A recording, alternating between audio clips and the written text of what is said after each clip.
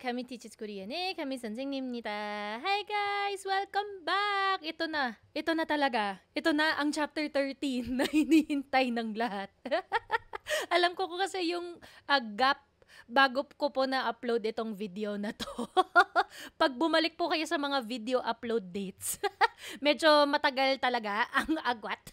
Medyo malaki. So, ito na po, Chapter 13, Part 1. Masisimulan na po natin. Yay! The long time has come. Ito na talaga. So, Chapter 13, Part 1. Kung handa na po tayo na mag-start, mag-refresh, mag-aral po para sa EPS topic, ito na, Chapter 13, Part 1. Let's go! So, sa Chapter 13, ano pa yung ma-expect natin? So, of course, dito sa Chapter 13, we have the title po, no? 시청 앞에서 7시에 만나요. So, this is the title. But, let's look at the grammar po. Meron tayong dalawang grammar na mako-cover po. Dito sa Part 1, isang grammar lang po muna, which is the go 싶다. And in Part 2, we have ulkayo. So, of course, I'll be explaining more in detail, in depth, pag nakaabot na po tayo doon sa part 2. But ito naman ang priority natin. And for each part of the chapter, of course, may dalawang set ng vocabulary. So, stative verbs, set 1 and set 2. At may information and culture page po tayo. So, of course, yung ibang videos ko po kasi sa Facebook, skip ko po ang mga information and culture, but actually, we should not be skipping those pages. Kasi sa information and culture page dito sa EPS topic, doon po kumukuha ng content para sa mga paragraph or minsan sa mga dialogue po doon sa EPS topic exam. So, hopefully, hindi nyo po siniskip yon yung mga information and culture pagkatapos ng chapter. Sana basahin nyo po. Kahit yung English translation basahin nyo, but of course, try reading the Korean text. Kasi mapapractice nyo ang Korean reading skills ninyo. But, that also takes time naman. So, let's start off chapter 13 part 1 with our stative verbs. So, yung stative verbs, so these are just a bunch of vocabulary. Lakihan na lang po natin ang test kasi medyo maliit lang po siya. Ayan. So, mas makikita natin. So, our first set, 시간이 있다. So, kung kita nyo po nakaparenthesis po yung dito because it is optional. When we are speaking in the Korean language, ino-omit, tinatanggal na po namin yung mga ibang particles because when speaking in Korean, medyo alam na po namin. We already know by context what you want to say. So a lot of the time, some particles get dropped because it's already obvious. Pero hindi naman palagi ganyan, but usually for speaking, tinatanggal po namin yung mga particles. But in this case, for reading purposes, babasahin ko pa rin ang mga particle po, no? So this is the subject particle, particle, 시간이 있다, which means you have time. 시간이 있다, and to review the conjugations of the present past and the future. Ayan. So, ito po, kinonjugate ko na po para sa inyo para ma-review nyo lang din. Ang polite present tense is 있어요. So, 시간이 있어요. Past tense, 시간이 있었어요. Future tense, 시간이 있을 거예요. So, I have time, I had time, and I will have time. Present, past, and future. Pag formal naman, 있다 becomes 있습니다. Past becomes 있었습니다. Future becomes 있을 겁니다. So, polite and formal. Ayan, nakakonjugate na ha. Baka sabihin nyo po, hindi ko kayo tinutulungan para sa conjugation. So, ito na po, nakakonjugate na siya para sa inyo. Ito, to not have time naman. Pag meron kang oras, ang opposite, ang antonym, ang opposite word po ng meron ay wala. So, kung wala kang oras, tingnan mo naman yung schedule ng tao na to. Napaka-busy po niya. Parang si Sansing Nim lang din. Napaka-busy ko. So, 시간이 없다. When conjugated into polite and formal, in polite present, 시간이 없어요. Past, 시간이 없었어요. Future, 시간이 없을 거예요. And in the formal, 시간이 없습니다. 시간이 없었습니다. 시간이 없을 겁니다. Yan, so present, past, and future. Next, so talking about time, Ngayon, talking about appointment or plans. So, hindi lang po ito appointment, guys. Pwede rin po sabihin na pag may appointment ka, you also have plans, prior commitment. Hindi lang po siya appointment, pero pwedeng plan. And also, if you try searching the word yaksok sa dictionary, it means promise. Kasi kung ano man ang appointment or plan, you're making a promise to go to this certain event. 'Di ba? Pag nagseset ka ng plano or appointment, you are technically making a promise either to another person or to yourself. Yaksok, promise. Pero pag merong kang plan appointment, we say yaksogi itta. Yaksogi 있어요. Yan, present tense polite, yaksugi 있어요. So, ganyan lang din dito po sa 시간이 있다, diba? Parehas lang naman 있다 or 없다. Meron or wala. 약속이 있어요, 있었어요, 있을 거예요. 약속이 있습니다, 있었습니다, 있을 겁니다. Pag meron kang plans, meron kang appointment, ganito po. Pag wala ka namang appointment, 약속이 없다. To not have an appointment, to not have plans, wala kang plano, 약속이 없어요. 약속이 없었어요. 약속이 없을 거예요. Informal, 약속이 없습니다. 약속이 없었습니다. 약속이 없을 겁니다. Following so far, so review lang po natin. To have time, 시간이 있다. To not have time, 시간이 없다. To have an appointment, 약속이 있다. To not have an appointment, 약속이 없다. Next, so talking about work, pag marami po tayong trabaho, sasabihin po natin na 일이 많다. Tingnan mo naman, ang dami niyang kailangang gawin, no? 일이 많다. So, trabaho, work, 일, 많다. To be many. Kaya pag maraming kang trabaho, 일이 많다. And then when conjugating into the different tenses, the basic present, past, and future, 일이 많아요. So ang tamang bigkas po niyan ay 많아요, hindi 많아요. 일이 많아요. 일이 많았어요. 일이 많을 거예요. So I have a lot of work. I had a lot of work. I will have a lot of work. 많아요, 많았어요, 많을 거예요. Pag formal naman, 일이 많습니다. 일이 많았습니다. 일이 많을 겁니다. So pag marami kang trabaho, ang opposite naman po niyan, ang antonym po niyan, ang opposite word po niyan, jokta. Konti. So ang jokta, konti, few. So, to not have much work or to have few work. 일이 적다. In polite, 일이 적어요. 일이 적었어요. 일이 적을 거예요. So, to have few work, I had few work, and will have a few work. So, 일이 적어요, 적었어요, 적을 거예요. Pag formal naman, 일이 적습니다. 일이 적었습니다. 일이 적을 겁니다. Next, to be busy. Pag busy ka, 바쁘다. 바쁘다. So kung na-review nyo na po ang irregular conjugations po, no, sa chapter 8, meron po akong video which I will link na lang po dito sa video na ito, somewhere there. Somewhere here in the video, yung link po para dyan, para ma-review nyo. Pero ang bapuda is part of the irregular group. So pag irregular ang conjugation po niya into the present and past na polite, present tense ang bapuda magiging bapayo. Pag past tense, bapuda magiging bapas어요. But in future, bapuda, bapul 거예요. Tas ngayon sa formal, bapuda becomes bapumnida. Bapuda in past, bapasnida. So, parehas po silang bapa dito sa past tense kahit polite or formal. Ang pagkakaiba lang po yung ending nila. Ito po yo, ito po 습니다. So, bapasnida. Future, bapuda becomes bapul 겁니다.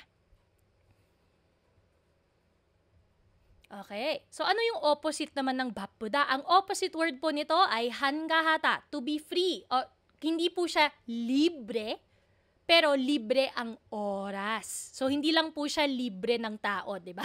So, dapat libre ang oras mo. So, you have a lot of free time. So, you have leisure time. So, you're free. You're free to do whatever. Ayan, kaya kumakanta siya. Kasi wala na siyang kailangan gawin.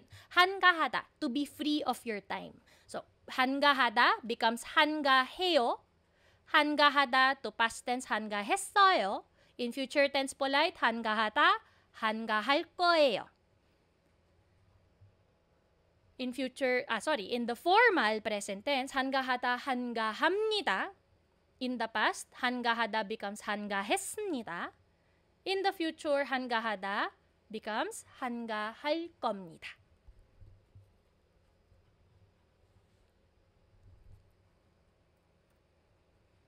Okay.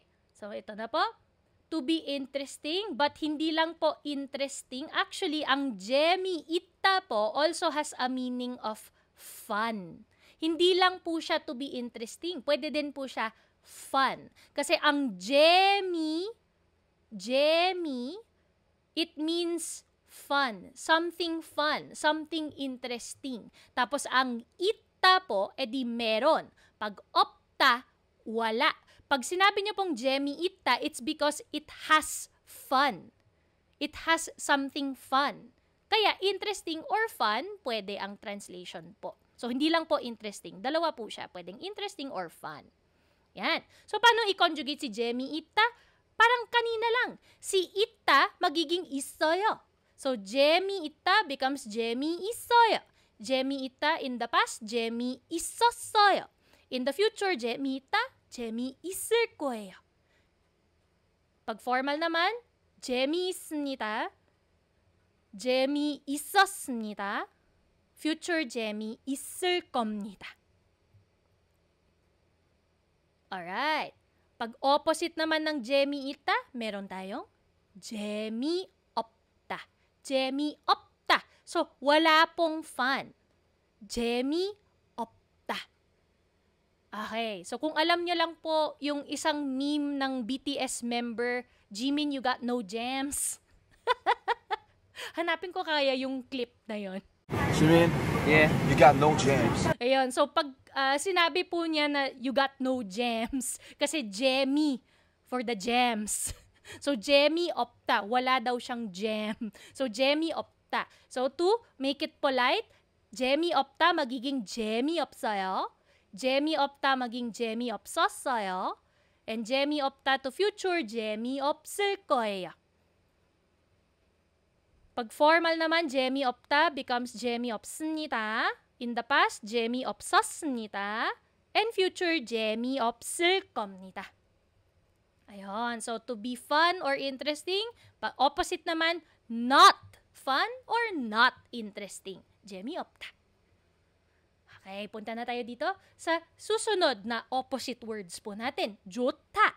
To be nice. It also means, hindi lang po nice, it also means to be good. So, yung 괜찮다, hindi po siya opposite word po, no? Actually, similar meaning naman po sila. 좋다, pag 좋다 can also be 괜찮다. So, itong 괜찮다, actually middle ground po siya. So, it's more of not positive, not negative, it's both. So, there will be times na pag sinabi mong, oh, 괜찮아요. Diba may times na magsasabi po tayo na, ay, okay lang ako, okay lang, pero sa loob-loob mo, hindi ka naman okay.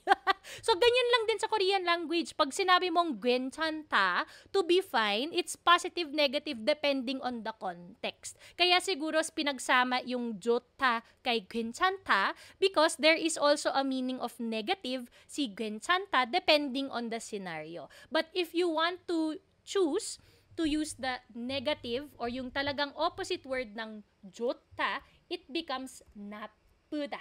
나쁘다, to be bad. So, isasulat ko lang po dito, ilagay ko lang po sa corner para alam natin na may to be bad na 나쁘다 na word po tayo. But for the sake of this list of vocabulary, itong dalawa po muna yung i-conjugate natin. Okay? So, 좋다. To be nice, in polite form, si 좋다 ay magiging 좋아요. So, hindi yan johayo, but should be jowayo. So, silent hit, silent H sound. 좋다, 좋아요. In the past, 좋았어요. In the future, 좋을 거예요. So, hindi pa rin siyang H sound. Wala po talagang H sound talaga. Dito naman sa formal, si 좋다 magiging 좋습니다. Past, 좋았습니다. Future, 좋을 겁니다. Okay, let's go to be fine. May isa pang transition po, also meaning to be okay. So, hindi lang to be fine, to be okay din. So, to be okay in polite, 괜찮다 becomes 괜찮아요. Ayan na naman tayo sa mga memes. I-play kaya natin yung clip na yon. 괜찮아. 괜찮아요. 괜찮아. 괜찮아요. Okay, so 괜찮아요 in the present tense, 괜찮았어요 pag past tense polite, future tense 괜찮을 거예요. Pag formal naman, 괜찮습니다. In the past, 괜찮았습니다. Future, 괜찮을 겁니다. Ayan, so to be fine or to be okay. 괜찮아. Alright, hindi mo talaga malilimutan ang 괜찮아, 괜찮아요. Alright, so included pa rin po ito sa vocabulary natin. So isama na rin po ang mga government or public offices. 관공서. So mga 관공서, government public offices. First, basahin natin ang 도청. 도청. So sa Korea, there are actually 7 regions po. So, meron tayong 경기도, we have 강원도, we have 충청도, 전라도, 경상도, and 제주도. Baka may nalimutan pa ako. Hala! Baka pagalitan ako ng Korean government, char. But, anyways, parang sa atin po, meron tayong mga regional, di ba? May Region 1 NCR, may CAR, di ba? So, sa Korea, may ganyan din. So, yung Docheong is the provincial government building. So, yung mga provinces po, yan ang government building nila, ang Docheong. Mas maliit pa po dyan would be the Sicheong. So, si Sicheong po is the city hall na. So, lahat ng mga city, ayan, may mga corresponding city hall po sila. Sicheong. Next, Gucheong. Bureau office. So, ang gucheong, I think, if I'm not mistaken, dapat mas malaki po siya compared kay sicheong. So, si sicheong, pag city hall, ito naman po siguro, sabihin nating barangay? Tama ba? Di ko nga alam kung accurate ba ang sinasabi ko eh. Basta ang gucheong, as far as I know, it's bigger ka. Kita naman sa picture na to, mas malaki po siya compared kay City Hall. But of course, sa City Hall, mas marami pong mga civil activities po doon. Especially for the constituents. Okay, so gucheong for the bureau office. Next, 경찰서. So of course, dapat palagi sa mga neighborhood, may mga police station. 경찰서. 경찰서. So, for public services, police station at meron din tayong fire station. 소방서. 소방서. Fire station. And of course, dahil po mga foreigner ay dapat alam nyo po kung saan kayo pupunta, especially for your immigration-related papers. So, sa mga visa, mga extension po ng stay ninyo or sa work visa, 'di ba? Sa mga pag-exit ng bansa, you should know where your nearest immigration office is. 출입국 관리사무소. So i-breakdown ko lang po word by word. 출입국 is one word, 관리 is one word, 사무소 is another word. So ulitin ko po, i-highlight ko na lang kaya para mas madaling basahin. 출입국 관리 사무소. Kasi baka na-intimidate po kayo sa haba ng word. So, ang 출입국 actually means to enter and exit a country. 출입국. 출 meaning to exit. 입 meaning to enter.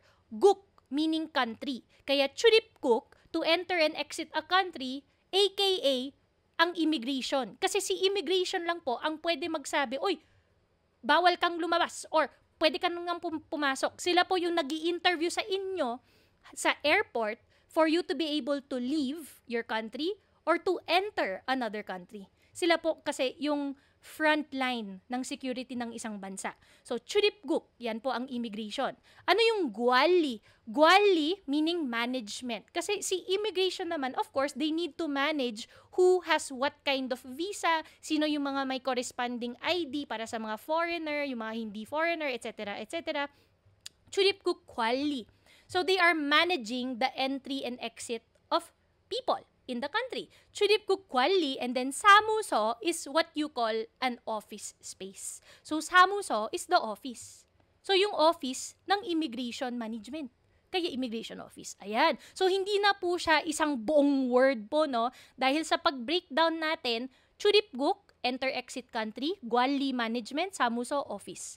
Immigration office. 출입국 관리, 사무소.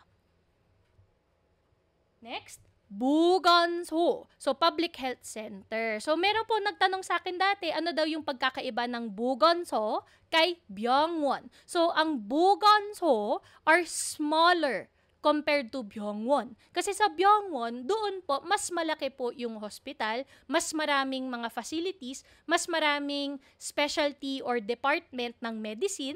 Sa 보건소, these are just the typical day-to-day in and out patient ng mga maliliit na area. Okay? So, a lot of the cities will have their own 보건소, pero yung mga major city po talaga, yung mga center na sa province na yon, sila po yung may malalaking 병원. So it's the difference in size and facilities and also department or services po nila. So 보건소 much smaller po, public health center. And lastly, community service center, ito po ay 주민센터. 주민센터. So yan, community service center. Dito po usually sa mga area po, if you have a 주민센터, they would have voluntary programs, they would have free programs, education programs. So kung kayo po ay nasa Korea, I recommend that you try searching for your local 주민센터. Kasi malay mo, baka may mga free programs po doon na pwede naman sulitin, no? Pag may free time kayo.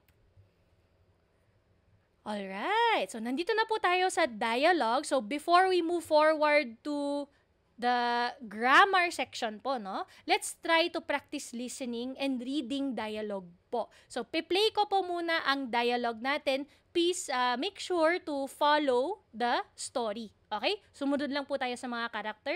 So, hindi ko na po i-delay. I-play ko na po si dialogue number 1.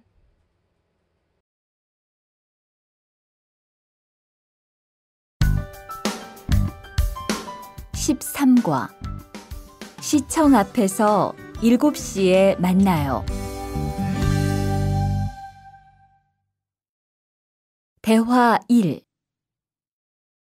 수루 씨, 내일 시간 있어요? 네, 시간 괜찮아요. 그런데 왜요? 우리 같이 영화 볼까요? 좋아요. 같이 영화 봐요. 무슨 영화 볼까요? 전 다 좋아요. 수루 씨는 뭐 보고 싶어요? 전 코미디 영화를 보고 싶어요. Okay. So, ayan. So, ang dialogue po natin, of course, we will break down little by little yung sa dialogue po.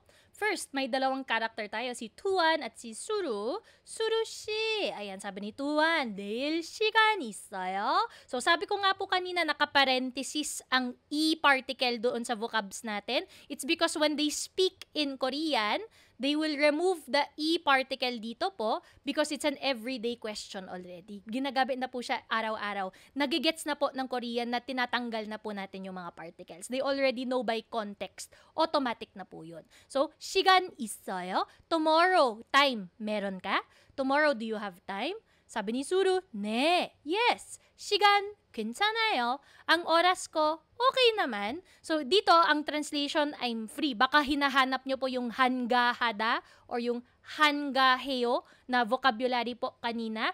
Of course, in the context of the conversation, sinasabi lang po ni Suru na okay naman yung oras ko. So, the interpretation or translation in the text here in English can sometimes be different. So, expect nyo na lang po yun as we move forward sa future chapters. Okay? So, 시간 괜찮아요. Okay naman yung oras ko. Free naman ako. Bakit? Pero bakit naman? 그런데 왜요? So, 왜요? Bakit po? Pero ang 그런데 meaning but. 그런데, but then, why? Pero bakit? 그런데, 왜요? So sabi ni Tuan, 우리, tayo, 같이 together, 영화, movie, 볼까요? So shall we watch a movie together? 좋아요, 사bi ni Suru. Oh, sounds good, sounds great. 좋아요. 같이 영화 봐요. Let's watch a movie together. 같이 영화 봐요. 무슨 영화 볼까요? So, ang 무슨 is another vocabulary po, but it's a question vocabulary. Ang question po na 무슨 is what kind of. So, magkaiba po ito kay muot. So, si 무슨 is different from mo or muot. Magkaiba po sila. Ano yung pagkakaiba, 선생님? Ayan. So, yung invisible chipmunk student ko po, 무슨, what kind of. So, si 무슨 should always be paired with a noun. So, palagi po, may noun sa tabi po niya to ask what kind of noun. What kind of. So, it can be what kind of food, 무슨 음식, what kind of movie, 무슨 영화, what kind of fruit, 무슨 과일. So, you're asking for what kind of something. So, what kind of noun. Kaya dito po, 무슨 영화. What kind of movie shall we watch? 무슨 영화 볼까요? 다 좋아요. 다, lahat. Everything okay. 다 좋아요. 수루 씨는, so, ikaw Suru, 뭐 보고 싶어요? So, ito po yung blue text natin na go 싶어요 is actually our new vocabulary po. Or sorry, our new grammar for today sa part 1 na to. 보고 싶어요? 뭐 보고 싶어요? What do you want to watch?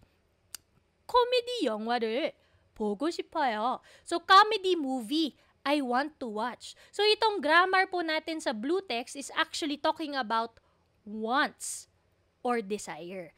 Okay. So, sa chapter 13, part 1, our first grammar po is go 싶다, titled auxiliary verb, pero it's just big word. Para lang po masabi natin yung wishes, hopes, or wants. So, sinasabi po natin, ano ba yung gusto natin gawin? Ano ba yung gusto natin? If you want to express your want and desire, we will attach go 싶다 sa verb na gusto mong gawin. So, it's easier to put into practice po, no? So, wag na natin basahin niya. Let's go and put into practice. But first, si 싶다, let me explain, 싶다 is in the dictionary form. It means 싶다 in this grammar needs to also be conjugated. So, pag nakita nyo po na naka-da ending siya, hindi po siya da lang. We need to conjugate 싶다 into another tense or to any grammar that we want. We can conjugate to present, 싶어요 or 싶습니다. In past, 싶었어요 or 싶었습니다. In the future, we can say 싶을 거예요 or 싶을 겁니다. And there are also multiple grammar endings which you will also learn in future lessons. Meron tayong jiman, ko 싶지만. Meron tayong go for end, so 싶고. Meron tayong negative, so if you want to negate, gusto natin sabihin na, ayaw kong gawin. I don't want to do. 쉽지 않아. So, 쉽지 않아, don't want to do. 싶은데, I want to do it, but. 싶을 것 같아. I think I will want, etc., etc. Ang daming grammar po. So, since 싶다 is in the dictionary form, you can consider 싶다 as if it's a verb on its own.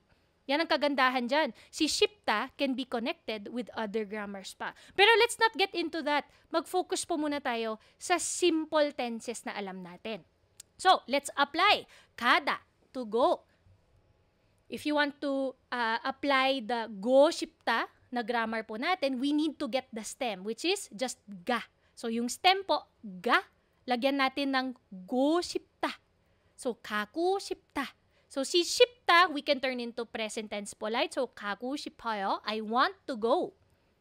We can say kago 싶습니다, which is still want to go. Gusto ko pa rin pumunta. Pero formal ending na kasi 싶습니다 imbis na 싶어요. 싶습니다 na siya.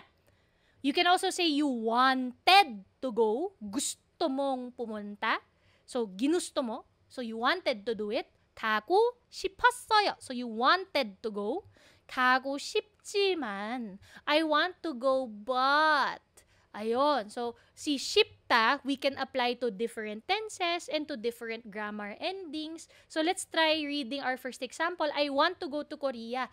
한국에 가고 싶어요. Lahat po kayo ay nag-aaral ngayon ng Korean language because you're dreaming of going to Korea, right? It's your desire. It's your want. So, if you want to go to Korea, 한국에 가고 싶어요. You want to go to Korea. To make a longer sentence, gusto mo sabihin na, ay gusto kong pumunta dito, pero 집에 가고 싶지만, I want to go home. 집에 가고 싶지만. So dito po, after ng jiman, we are going to give something of contrast. We are going to give something that is making this person not complete their action. So, something positive with a negative or a negative with a positive. So, gusto niyang umuwi. Ano kaya ang negative? Ano yung contrast niya? Iri 많아요. I have a lot of work. Ayun. So, gusto po niyang umuwi, pero ang dami niyang trabaho. So, we have something na preventing them from going home. Ayun. iri 많아요.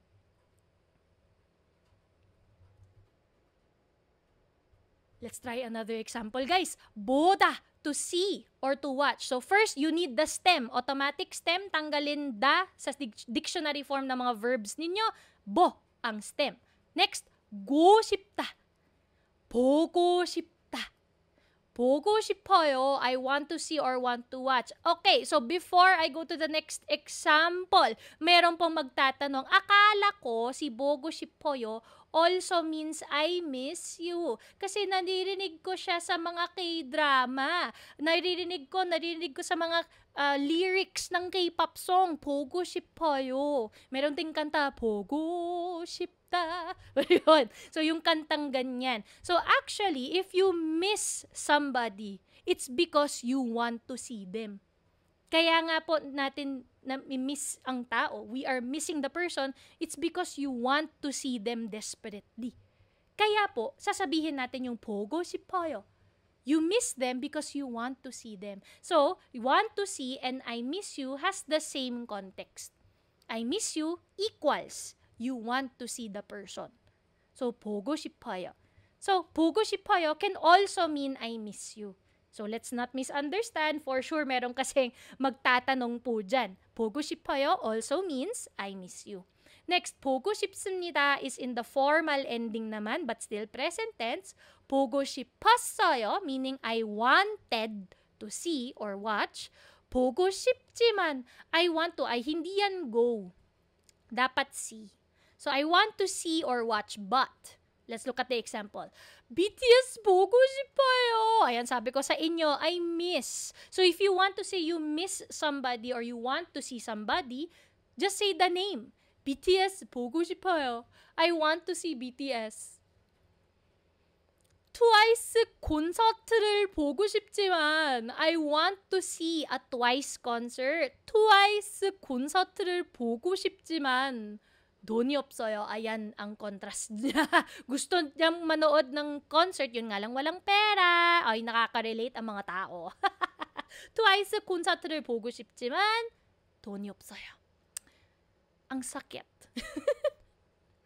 Next. So, in the go 싶다 ending, kagandahan po dito, ang maganda po dito, it does not matter if it's an irregular verb or regular verb. So, yung mga irregular po natin does not apply. So, ang ibig sabihin po nun, it does not matter. Basta po, kunin mo lang yung stem ng verb mo, pwede mong sabihin na gusto mong gawin. So, it does not matter irregular or regular, go lang, diretso sa stem. So, mandulda is actually an example of irregular real, but for go shipta, we do not require any conditions for conjugation. We just go straight to using the stem. So, si mandulda, mandul ang stem, diretso, lagyan ng go shipta. Kaya mandul고 싶다, 만들고 싶어요. I want to make. 만들고 싶습니다. I want to make, but formal ending. 만들고 싶었어요. I wanted to make. Past and then polite ending. 만들고 싶지만 I want to make, but 밥을 만들고 싶어요. I want to make rice. 밥을 만들고 싶어요. I want to make rice or a meal kasi bap also means meal. 만두를 만들고 싶었어요. So, hindi na po siya 싶어요 lang. 싶었어요. So, you are explaining to the person na you wanted to do it. So, magkaiba kasi you want to do versus you wanted to do.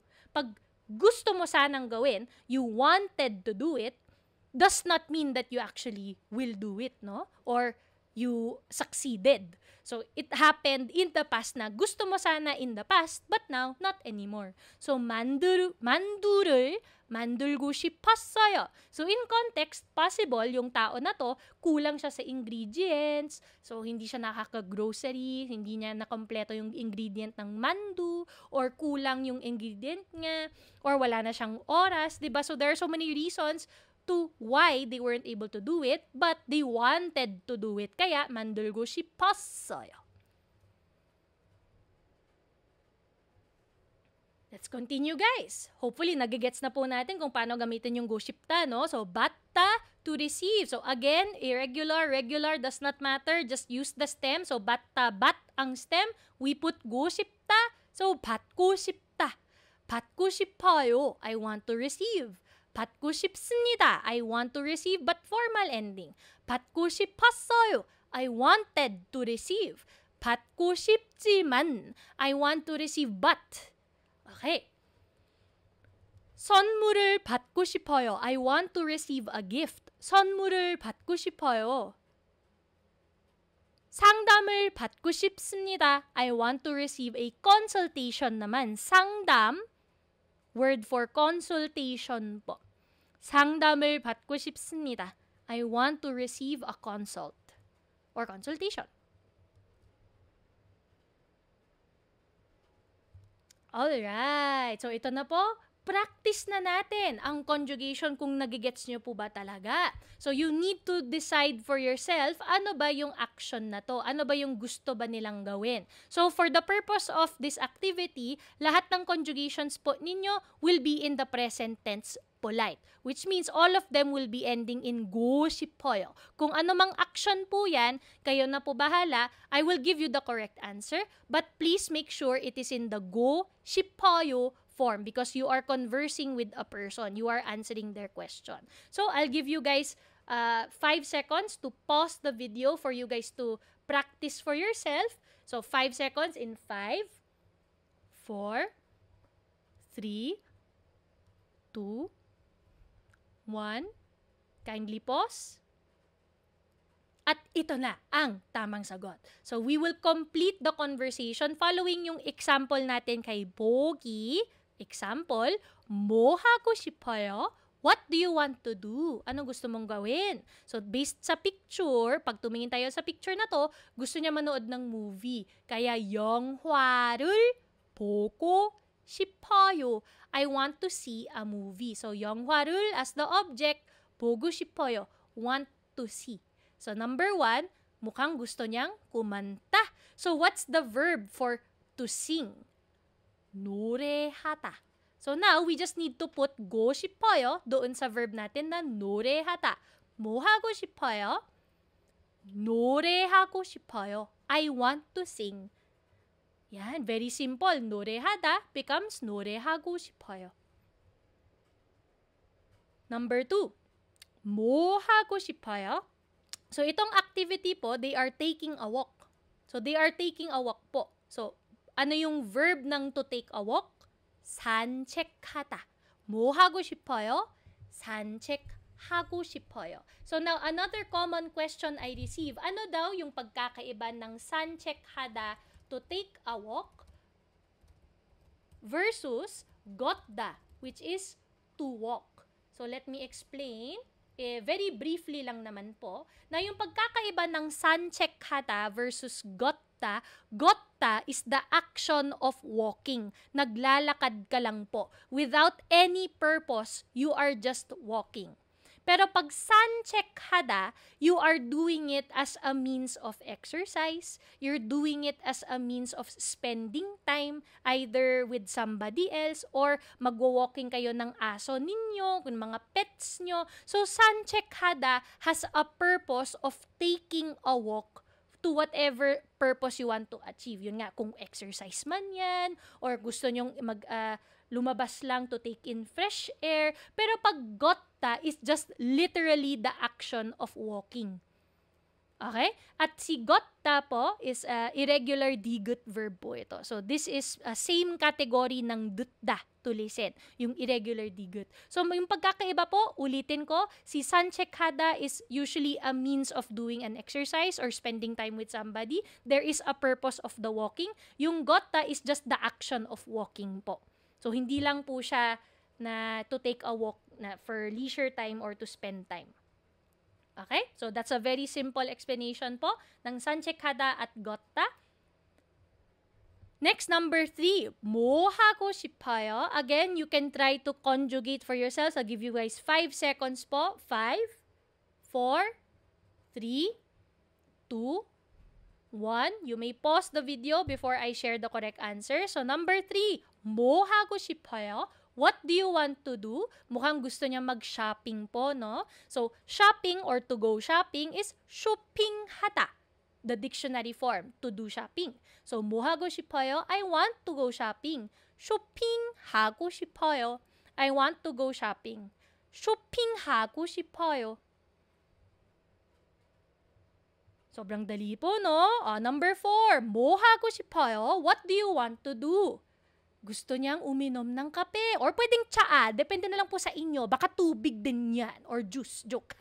Pero dahil sa nasa coffee cup po siya, either coffee or tea lang naman yan. So, kayo na po bahala anong gusto nyo pong gamitin na object po na iniinom niya. But in my case, gusto na lang coffee ang gamitin ko. So, 뭐 하고 싶어요? I want to drink coffee.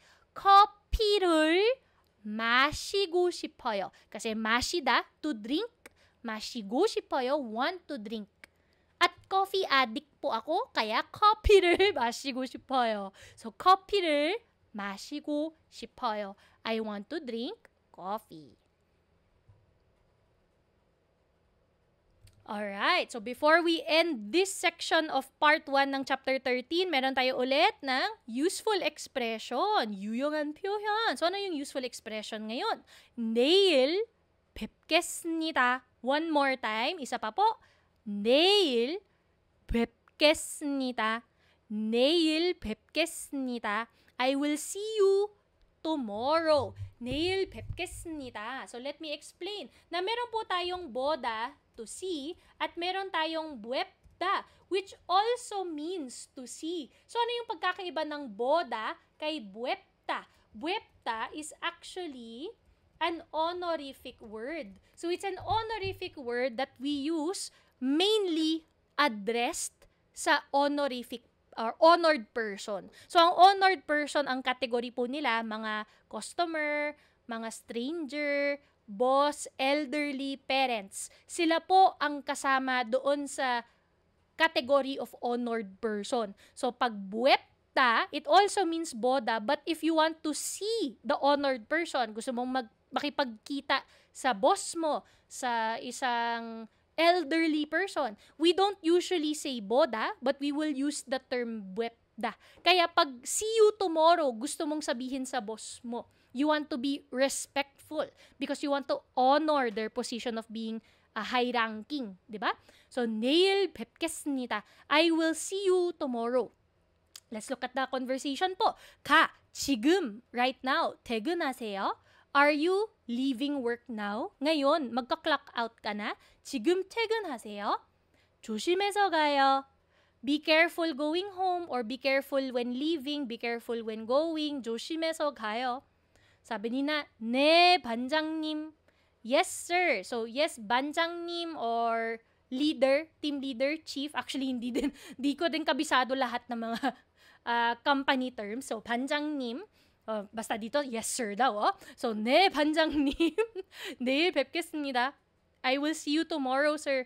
Tomorrow, I will see you po. 내일 뵙겠습니다. So, this is very common, especially in the workplace or the work setting. Ginagamit ko rin po siya sa work setting ko po. So, if I want to say, I'll see my boss tomorrow, boss, I'll see you tomorrow. 내일 뵙겠습니다. You can definitely use this expression sa kanila. Wala naman pong ma-offend dyan. 내일 뵙겠습니다. Okay. So, before we end the class, we have ru irregular. So, isang review lang po natin ng irregular conjugation rule. So, ru irregular, if you want, you can watch yung chapter 8 irregular rules video ko po, irregular conjugation.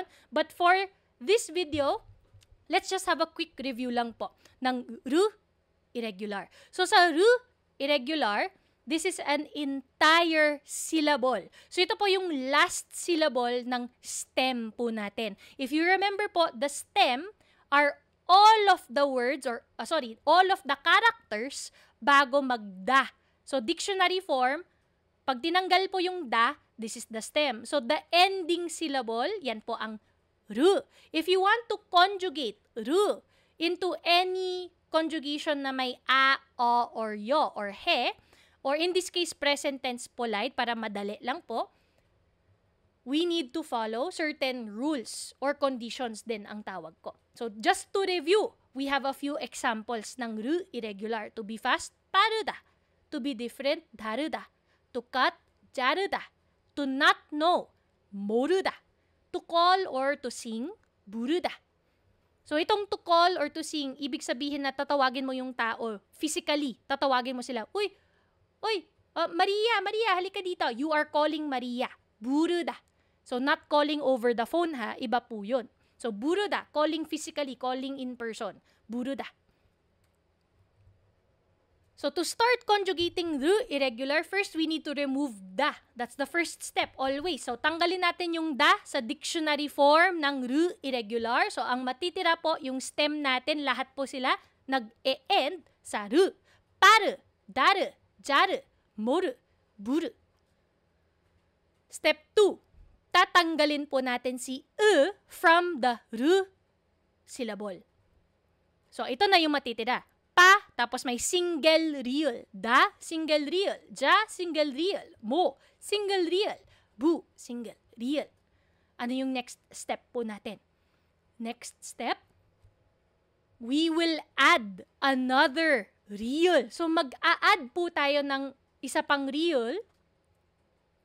Ito na siya. So, nandito na po yung sa ilalim. There is no double real sa ilalim. Only one is allowed at the bottom. Isa lang po pwede dito sa lower consonant position. Kaya, pal real, dal real, jal real, bul real, bul real. Ngayon, ano yung second step? Ngayon, i-conjugate na natin na may ayo or oyo, but you will be including the real. So, isasama mo po siya dito kay ayo or oyo. Pero Sonsingnim, paano ko malalaman kung ayo or oyo ang gagamitin ko? First, we need to look at the vowel available. So, yung natitira po, of course, wala na pong vowel dito. So, yung pinaka malapit na vowel po na available, which is ito po, sa pal, a ang vowel niya. If you remember the conjugation rules in chapter 8, pag a vowel, we add the ayo ending. Pag a vowel, ayo ending. A vowel, ayo ending. U vowel, ayo ending. Lahat po ito, rule number 1. If you still remember po yung chapter 8 natin. Pag u vowel naman, it's part of rule number 2. Any other vowel except a or o, isasama po natin sa oyo. We will add the oyo. So, lahat po yan, since na alam po natin na rule number 1 ito, because of the a or u vowel, for other vowels, u, oyo naman. Now, when combining the ayo and oyo with real, ito na po siya. Si to be fast ay magiging palayo. From paruda, it's palayo. To be different, daruda becomes dalayo. To cut, jaruda becomes jalayo. To not know, muruda becomes mulayo. And to call or to sing becomes pulayo. And that's the end of Chapter 13, Part 1. Yay! Congratulations! Natapos nyo po ang Chapter 13, Part 1. So, hopefully, nagets na po natin ang ang grammar po na goshipta. Of course, it's very simplified po, no? Pero that's the basis of the goshipta. All you need is to add goshipta to your verb. Tapos, nag-review po tayo ng irregular r. We also have a single set of vocabulary galing dito sa part 1. So, expect po natin sa part 2, may panibagong vocab, panibagong grammar, panibagong activity. So, I'll see you guys sa next video po natin sa chapter 13, part 2. Thank you for watching. 감사합니다.